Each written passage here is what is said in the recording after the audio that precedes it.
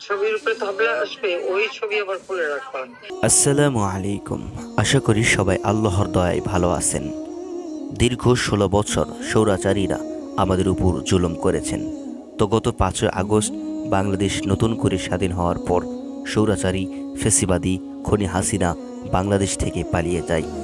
আর পালানোর পর থেকে বিভিন্ন সময়ে বিভিন্নভাবেই বাংলাদেশকে বিপদের মুখে ফেলেছে স্বৈরাচারী খনি হাসিনা। যেমন হাসিনা পালানোর পর ভারতের ফারাক্কা বাঁধ ছেড়ে দিয়ে বন্যায় বাংলাদেশকে ডুবিয়ে দিতে চেয়েছিল, যেন বন্যার পানিতে বাংলাদেশের সমস্ত প্রকার ফসল নষ্ট হয়ে যায় আর দ্রব্যমূল্যের দাম আরও বৃদ্ধি পায়।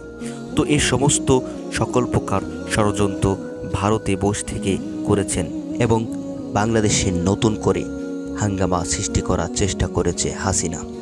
হাসিনা পালানোর পর থেকে এখন পর্যন্ত যত হাঙ্গামা করেছে তা স্বয়ং খুনি হাসিনা নির্দেশ দিয়েছে ফোনের মাধ্যমে, যেগুলো ফোন রেকর্ড ইতিমধ্যে ভাইরাল হয়েছে। তো গত কয়েকদিন আগে ডোনাল্ড ট্রাম্প আমেরিকার প্রেসিডেন্ট নিযুক্ত হওয়ার পর আওয়ামী লীগ একটু বেশি লাফালাফি করছেন।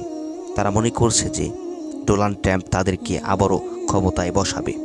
তো এই ইস্যুতে এবার একটি কল রেকর্ড ভাইরাল হয়, যেটি আপনাদের এখন শোনাচ্ছি। ওই ট্রাম্পের ছবির উপরে তাবলা আসবে, ওই ছবি আবার খুলে রাখবা। তখন আমি ট্রাম্পের কাছে ওটা পাঠাই দেবো। ভালো গ্যাদারিং যাতে হয়, কারণ এক জায়গায় বড় গ্যাদারিং হলে ওরা বেশি কিছু করার তো এই রাক্ষস খুনি হাসিনা ডোনাল্ড ট্রাম্পের ছবি নিয়ে কেন মিছিল করতে বলেছে, এই বিষয়ে যারা বুঝতে পেরেছেন তারা অবশ্যই কমেন্ট করে জানাবেন, আর যারা বুঝতে পারেননি তারাও অবশ্যই কমেন্ট করে জানাবেন। আমি তাদেরকে বোঝানোর চেষ্টা করব ইনশাল্লাহ।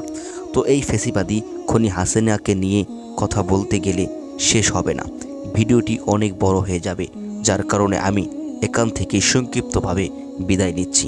তবে একটি কথা বলে যাই, বাংলাদেশে যতগুলো রাজনৈতিক দল আছে এবং যারা এই স্বৈরাচারীর হাতে অত্যাচারিত হয়েছেন, তারা সবাই প্রস্তুত থাকেন। এই স্বৈরাচারীদের কোনো সাংগঠনিক কার্যক্রম বাংলার জমিনে হতে দেওয়া হবে না।